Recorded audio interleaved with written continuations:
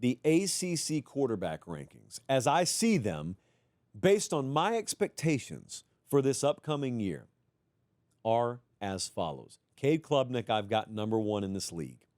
That is obviously the quarterback at Clemson. Big jump last year. So we saw from year 1 to year 2, he was a 19 touchdown to 9 interception guy. He went to 36-6 last year. He's a pretty good runner, too. I think probably the most underrated part of his game is that. I thought he played his best game against Texas in the playoff last year. So he finished strong.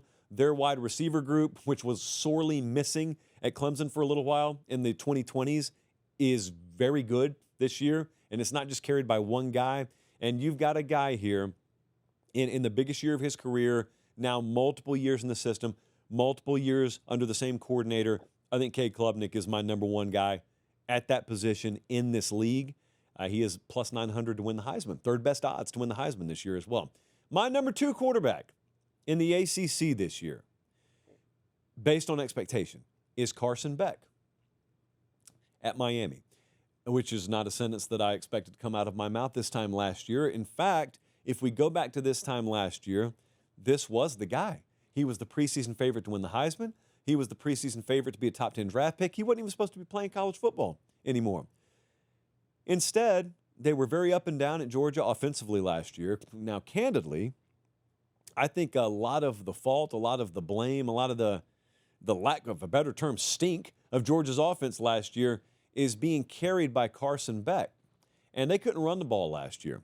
And that offensive line was very inconsistent last year. And that didn't have a whole lot to do with him, but yet he was inconsistent, and they were inconsistent because of that. Anyway, he's at Miami now. Now, if it really is such that Carson Beck's game has just fallen off or he was overrated, well, we'll know this year.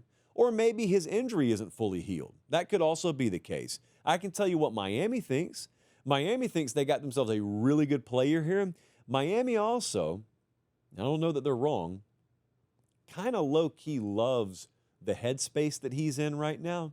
And this is going to be viewed as a wild card nationally. But I'm telling you, internally at Miami, they look at some of the off-the-field stuff that's happened in his personal life. And while it may be viewed as a negative, what it has provided is clarity for him. All the more time to focus on football.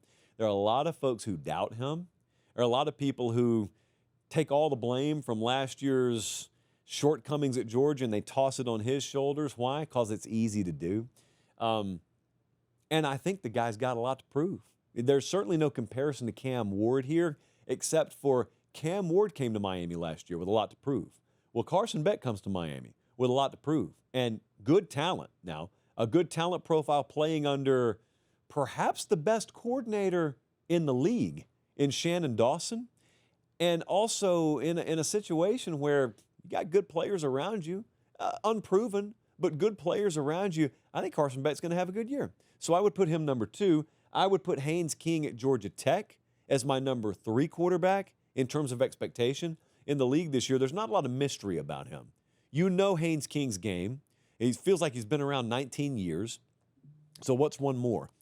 Not going to put up the passing numbers that the previous 2 guys are, but he makes up for it, number 1, in just competitive spirit. Number 2, he's a very, very good runner. He's a very plus runner. Go back and watch his effort against Georgia last year. They played that like multi-overtime game.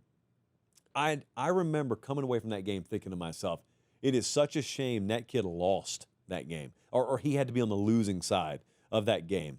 He is a high percentage guy. He was 3rd in FBS in completion percentage last year.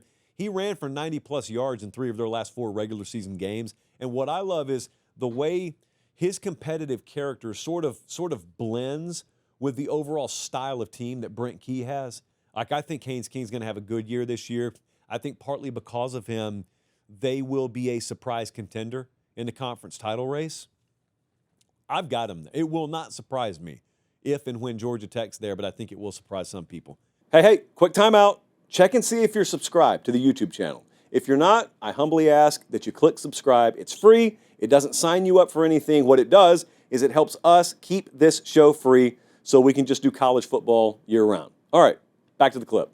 Number 4, and I'm doing Rhett Lashley a huge favor by waiting until number 4 to list Kevin Jennings.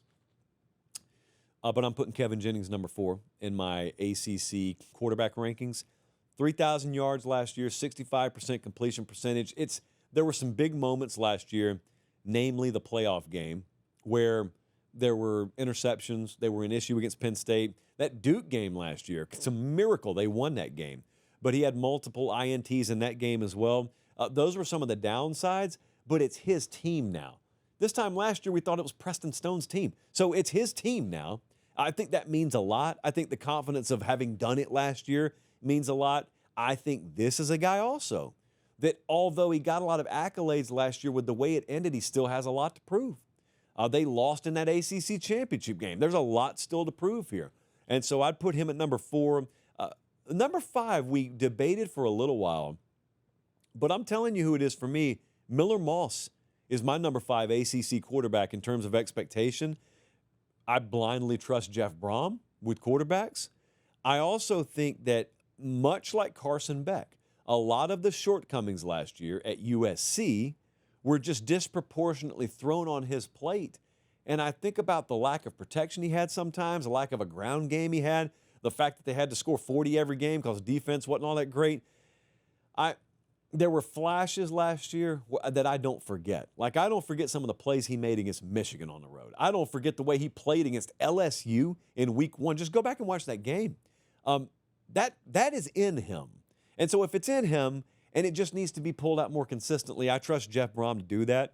He threw for 280 or more half a dozen times last year. And let's just remember, if this time last year I told you Tyler Shuck was about to go in the top 40 or so of the NFL draft, you would have laughed me out of the building, but yet he did. It was Jeff Brom who pulled that out of him. You got to have a willing player who's capable. But I think Miller Moss is in a really good position. 19th best odds to win the Heisman. I'm not going to go as far as to say I've bet it, but I will say I won't laugh at you if you bet it. So there you go, top 5 ACC quarterbacks. Zero debate whatsoever.